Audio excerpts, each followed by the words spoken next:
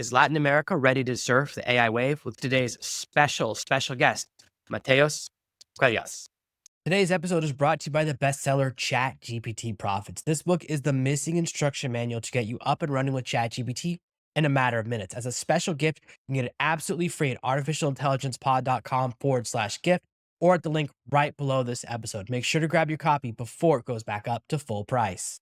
Are you tired of dealing with your boss? Do you feel underpaid and underappreciated? If you want to make it online, fire your boss, and start living your retirement dreams now, then you come to the right place. Welcome to the Artificial Intelligence Podcast Show, where you will learn how to use artificial intelligence to open new revenue streams and make money while you sleep. Presented live from a tropical island in the South Pacific by best-selling author Jonathan Green. Now, here's your host.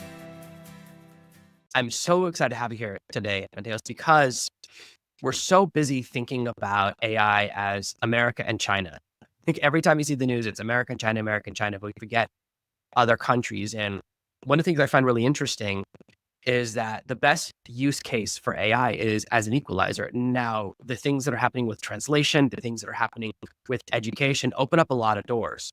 We saw a few years ago when we tried to do home education without artificial intelligence, really didn't work very well. We saw a lot of people have to repeat grades or get a step behind or have trouble socializing. So I kind of see how it's helping countries that have a disadvantage to actually catch up. I actually think that it helps countries at the bottom the most because it can really cover these gaps where there's just massive differences of opportunity. And as I mentioned, I live in a small country in Asia, and the island I lived on before this one, I only had internet from midnight to 6 a.m. So I only had 6 hours of internet a day.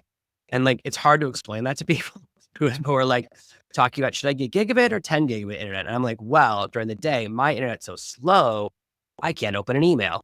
So it's like a completely different world. But I'm really interested in your perspective, the Latin American perspective. A lot of things are happening with Latin America in the news. And it's like, for some reason, we never see good news about Latin America, even though there's lots of amazing things happening down there. So just take it away. Tell me kind of things that are happening and where the AI wave is going. Yeah, fantastic. So it's a pleasure to be here, and I think it's going to be a great conversation.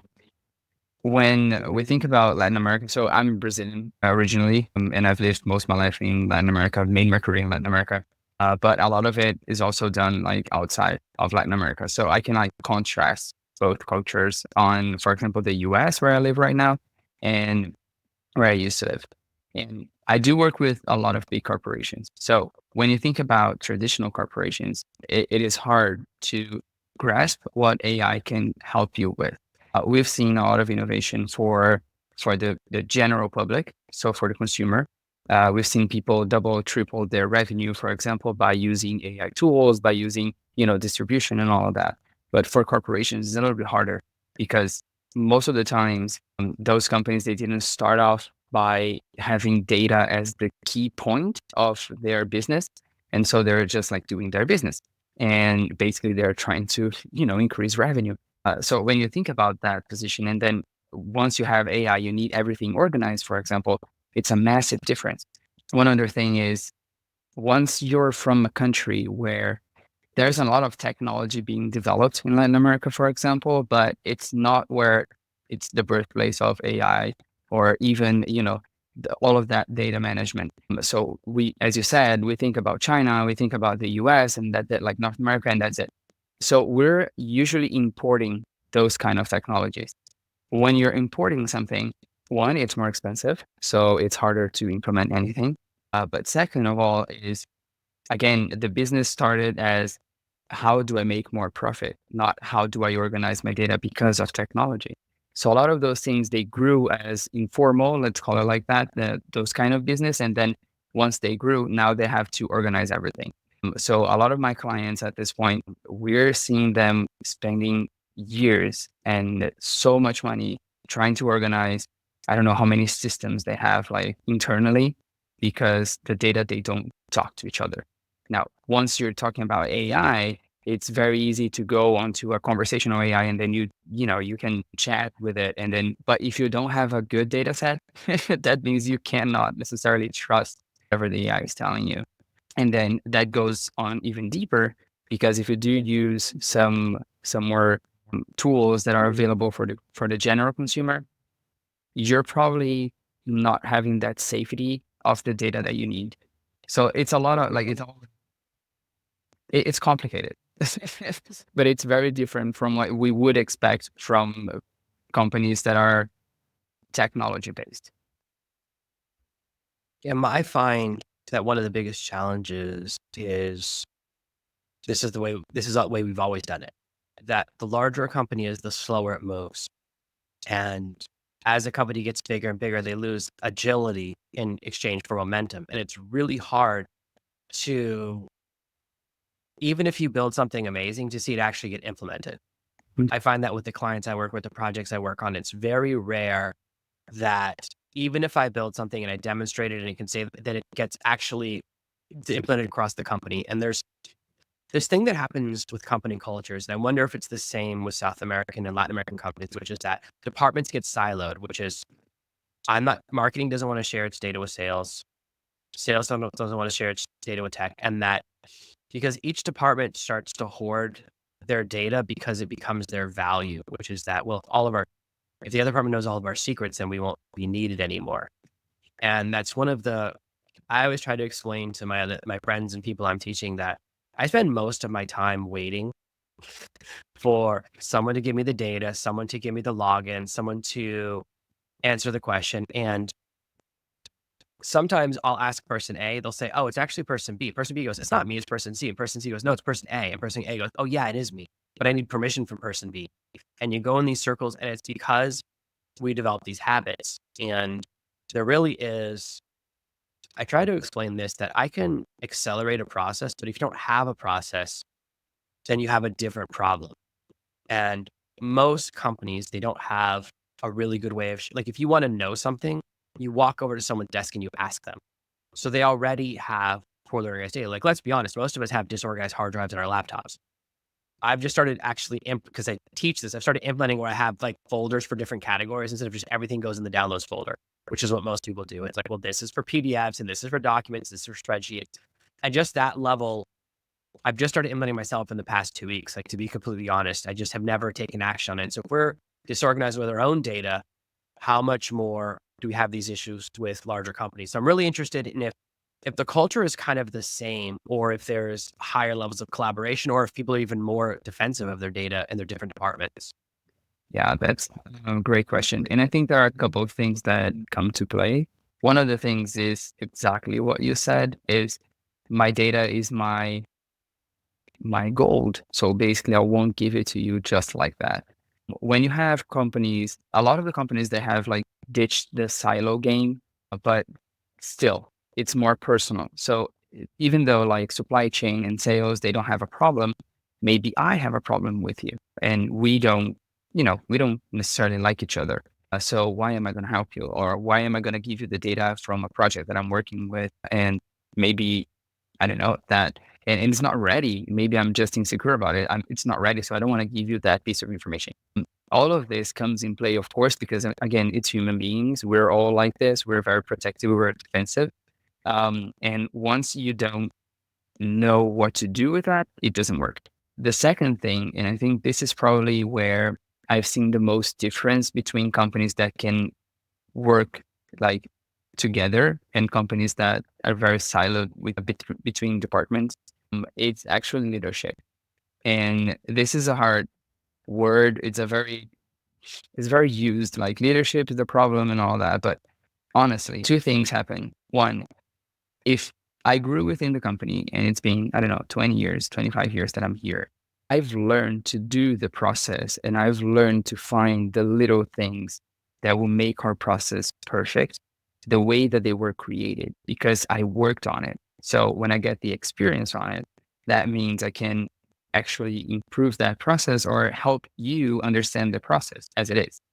But the thing is, the way technology is being developed at this point, what I learned and what I did 2 years ago, it's not the same anymore. And it could be even better. So one thing is about inspiring people. So I'm like inspiring you to be innovative, to be creative, to think outside the box and do whatever you can do for the company.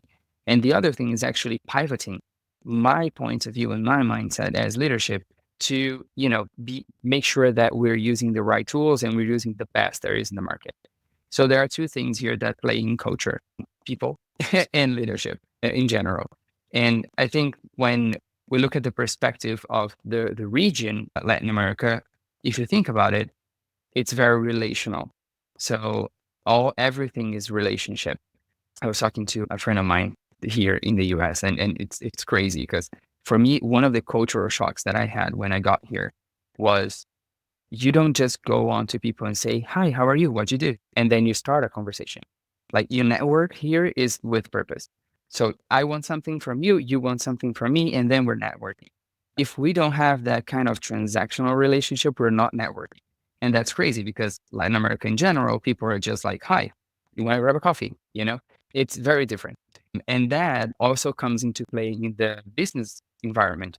So a lot of the companies that I work with, they have the subsidiaries in Brazil, but they have the headquarters, I don't know, in German or even the US. And then they think completely different. Usually headquarters think, well, this is the process. 1 + 1 = 2, and that's it. Just roll it out and it will work everywhere. And it doesn't. Then again, because people don't adopt it. Once they don't, they're not using whatever process you're creating or whatever technology you're giving them, it just becomes obsolete and it's not used, and then you don't get the information that you need.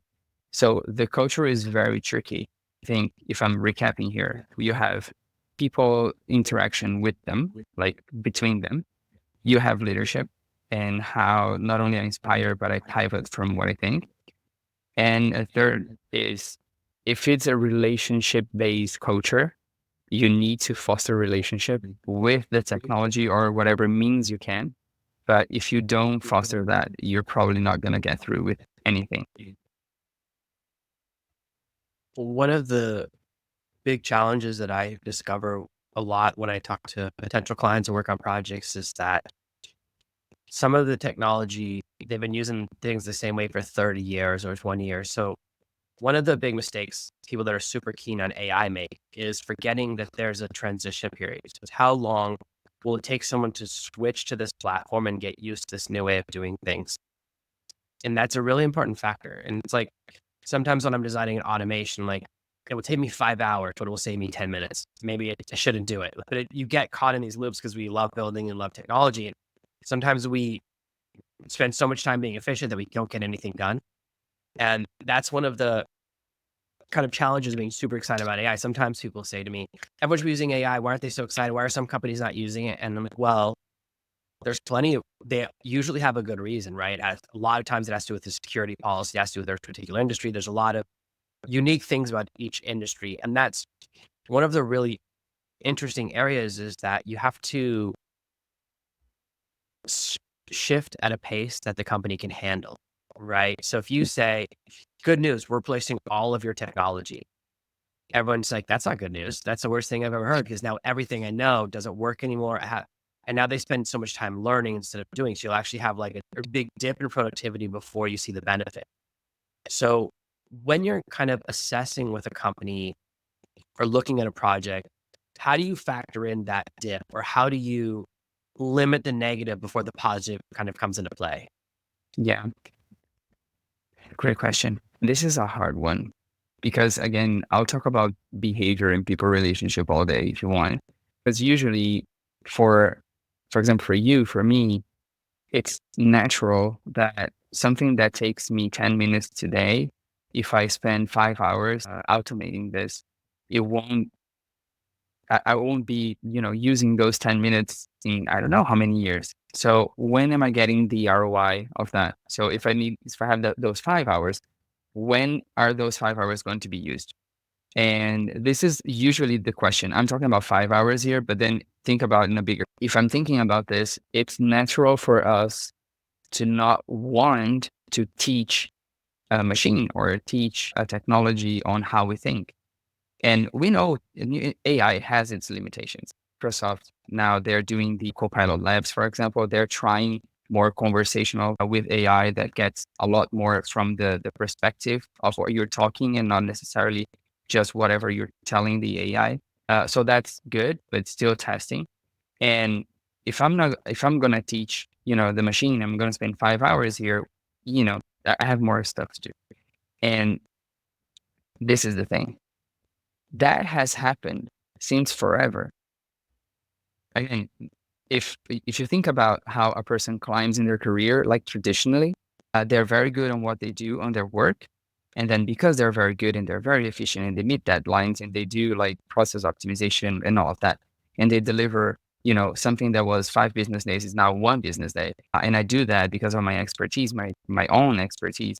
I get promoted and then I get promoted and then I have people to lead. And then usually that doesn't work because I'm a very good, individual collaborator. I'm not necessarily a very good leader. So that has happened everywhere. People, not teaching other people or technology to do their work for them. Because again, if I'm essential, that means I can still be here. If I'm not essential anymore, so I'm not going to be here. And if I have more stuff to do, then I will not be there, filling in a piece of data or a spreadsheet for the technology to understand whatever I'm saying. And that will happen like absolutely everywhere. There is one specific case I can relate to this. You think about Walmart, for example, they are investing a lot in data analytics. They're investing a lot in technology and automation. They have a really hard time integrating everything. And then if you ask me why, I can tell you it's they're a retailer. So what I have is very small margins over products that were produced by other people. So I have a very efficient way of buying. I have a very efficient way of displacing or placing things into the store. And then I have a very good way of getting people to buy that. And then I have the discounts and all that. So imagine a physical store. And then once you migrate everything for technology and then you want to integrate your digital store and your physical store, it doesn't work because probably the way that I buy in boxes. And then some of the articles that I buy in boxes, I don't know how many of those articles are within the box. So if you sell clothes, for example, one thing is to buy a S size white t-shirt. But most of the times I don't buy a S size white t-shirt. I buy a bulk of 2 M size, 1 S size, 3 XL size, and then 2 XXL size. And so I'm buying a pack. And then if I'm selling store and I don't have that piece of information, because again, it's related to that stock, it's not related to the item, I cannot work. I don't know how many of the pieces that I have. So how am I going to sell online something that I might not have the size that fit Jonathan, for example? And so it's a very difficult game to play. Again, they're spending years and tons of money just trying to organize everything at this point. One of the clients that I have, and this client is a technology-based company. They are from Brazil, exactly, and they are an open stock. The strategy that they use is buying other companies. So they buy companies that are mature enough and they don't necessarily integrate the business within the main business, but they do have it orbiting the main business. And then those business, they are in the same client journey. So, great idea. We're buying other little companies that can actually, scale our operations. Yeah, but the way that Jonathan's company did their data management and the way my company did data management is completely different. So you sell, for example, the distribution and I sell the products. So how am I going to integrate this with this? So a lot of the work that we did with them was where is your data governance going to be? Is it going to be into a technology department or is it going to be within the companies? How are you going to move data pieces from one company to the other and then have that integrated? Because the client at the end of the day is the same one. So for the client, I need everything integrated because I don't care about how you manage all of that internally. I want my data secured. I want my experience to be great. And I want to be able to do something with that information. So if I'm using your system to sell, for example, say on an e-commerce, that means I want that e-commerce to work. I don't want something to crash and then I, send a message or call you or talk to someone and they're like, well, this is not within this company, it's in with that company. And then, I don't want that. So this brings up a topic that I think is really important, which is you need to choose where the central truth is. Where can I find how many customers we have, what each customer has bought, the status of their orders, and even I worked at some large tech companies where you have to open 6 or 7 different tabs. And one of the most interesting things, no matter the size of the company, the first kind of phase I go through is just trying to find out what their tech stack is. And very rarely does anyone know. I've worked with companies where 3 different departments using 3 different CRMs, different project management software, and I'll just ask sometimes, well, why are we using both? And then it creates a whole thing. Like it creates a scenario where someone's like, hey, whoa, that's what we love to use. Don't ask us to change it. I'm like, no, I'm not asking to change it. I just want to understand, because if I understand why you're using it, then I can figure out how to connect these 2 things together, because we have to have one place that we know is the right information, then it can flow down to everywhere else. And it's surprisingly difficult to create that. Even in my own company, it's always a challenge for us as we bring on a new employee, workflow changes, then the process changes. And we'll move an automation around, or how we edit the podcast episodes, that changes everything. And every little change means that sometimes the way the tools we use change. We actually just changed our entire process for tracking podcast production. So we have a CRM that tracks as people come in before the podcast. I have another source that's an AI to help me remember who everyone is. It's just a database.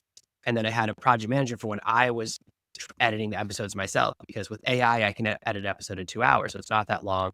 But now I have someone else doing it. I was like, well, I don't need to track it in the project manager, because they're an outsourcer, so they use a different project manager. I was like, so if we can go from 3 to 2 things, that's way better. But then the problem is, right before this episode, I had to remember to look in the new place. So even someone who's as technology forward as I am, it still comes up all the time. And it is this thing of what's the central piece of truth and what is going to be this. It has to start from there. And then you're exactly right. Data governance is so tricky right now, because you get really excited.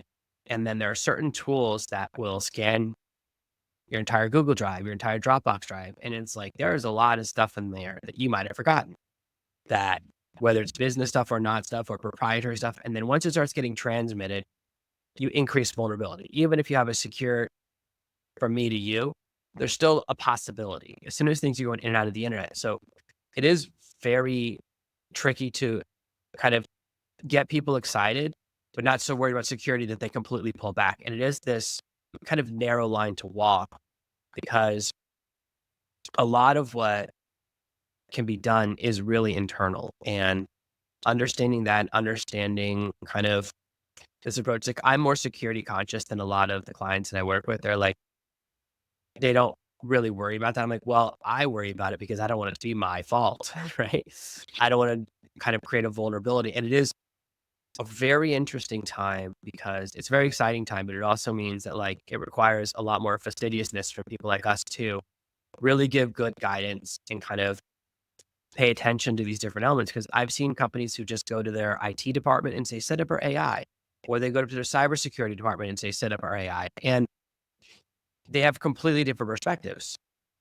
And you kind of have to explain why what we do is what we do. And what I really find is that such a small percentage of the things I work on has anything to do with AI. It's almost always data management, data organization. The AI might be one step in automation that's doing filtering, but mostly it's creating, and this is what I try to explain in our recent projects, that I want it to be that when anyone is looking for a piece of information, they don't have to ask someone else. They can just find it. If we can have that, because what's really interesting, and I want to know about this as well for Latin America, but in America, nobody wants to work in an office anymore. Now that people have gotten a taste of work from home, suddenly it's become so popular. I have someone who's been working from home for, gosh, 15 years now. It's like, I see it differently, because sometimes I see people like these offices that have like 5-star chefs and hammocks. I've never had anything like that, right? Like that seems really nice. And if they don't want to work there, they don't want to work any building. So you really have, then once you do that, you have people working different hours, which means that if you have to wait for someone to answer a question, you might have to wait 12 hours, 18 hours, or 2 days if it's their day off. So it becomes more and more important to have this central piece of truth, or this way to get all the information in one place, so that if I pick up the phone and a customer has a problem, even if I'm not in customer support, I can at least look up their file and give them some bit of an answer. And that really becomes kind of the central thesis that I have as I work with more and more projects. It's that I want everything that people are frustrated by to go away. And then I just want everyone to be able to find what they're looking for. And that seems like such a small goal, but it's actually such a game changer. So really, are people still willing to work in offices in Latin America, South America, or is it the same kind of shift where everyone wants to work online, everyone wants to work remote, and so you're seeing people working at different times more and more? Rule of thumb, people generally want to work from home. After the pandemics, like we've seen, it's possible to do that or even work from anywhere. Mm. However, we are seeing more and more companies bringing everyone back to the office because, again, as I said, it's a relationship-based culture. So if it's relationship based, we need to grab that coffee. I need to be able to come to Jonathan and say, "Hey, how is that project going?" Or, how is this happening? Or I need that information. Can you help me with this? So those small little conversations, they matter. So we're seeing a lot of companies saying you're going to be here at least 3 times a week. Um, but some of them are actually going full, like back to the office. Not a lot of people like it. So we're also seeing some people being able to balance their lives and their home and whatever they have to do during the day with work.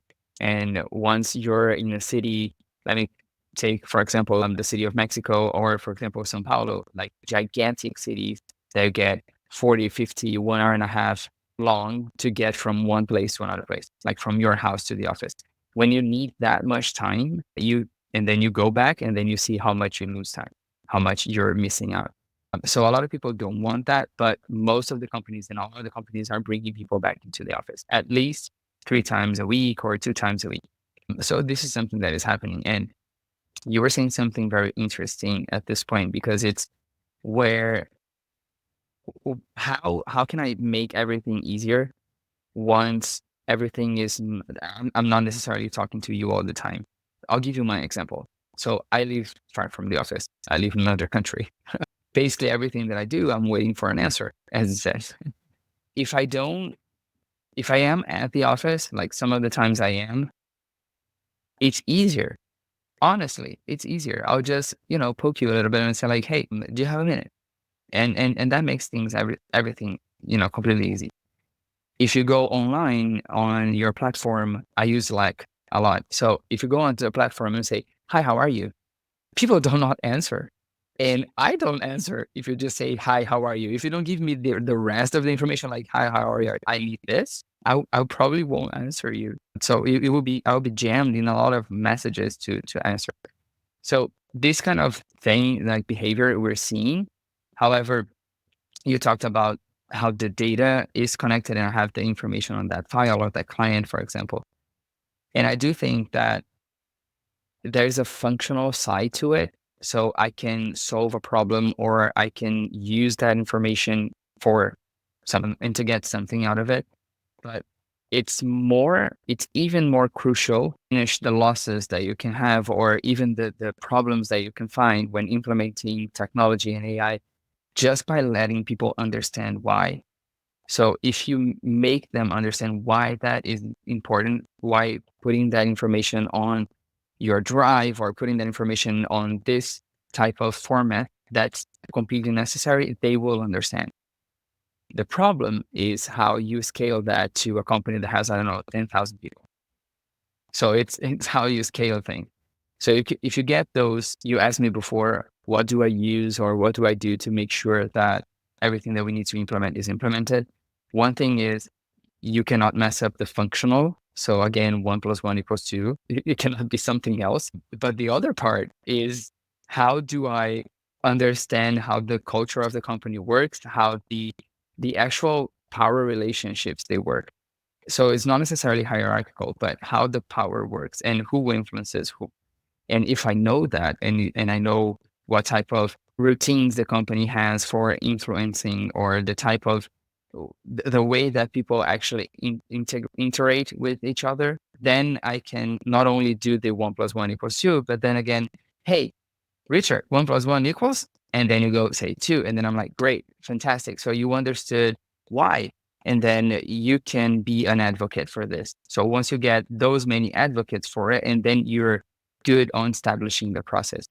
again, we talk a lot about technology, but you can not only do the 1 + 1 = 2. It's not just the result.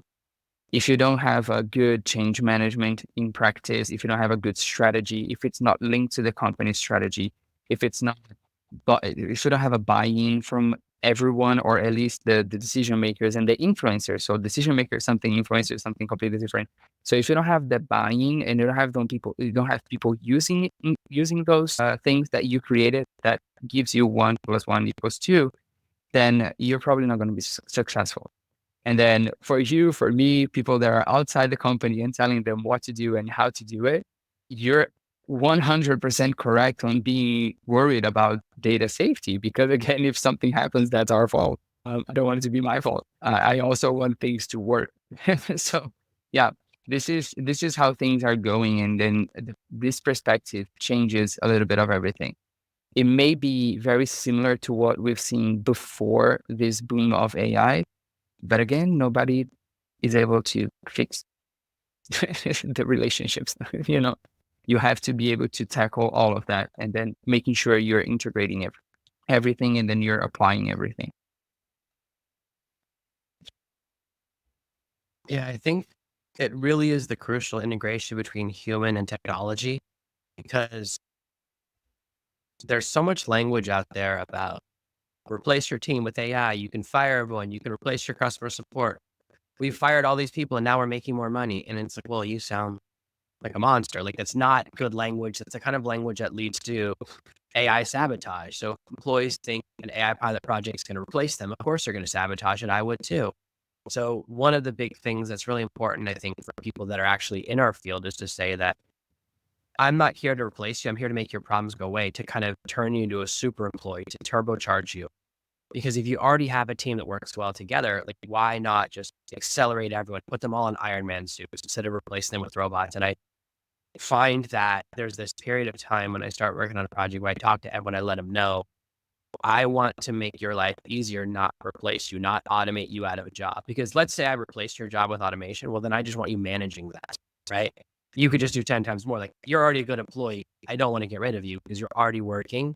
So it's very, as anyone who's hired, it's hard to find. Once you find a great team, you don't want to lose them. So I think that this is an important message to kind of express that these tools can really enhance you, whether you're at the bottom or the top of a business or an industry, small company of 2 employees or a big company of hundreds of thousands of employees. That it's also a very interesting time where smaller companies have this huge advantage because they can adopt and develop new practices and they have this agility.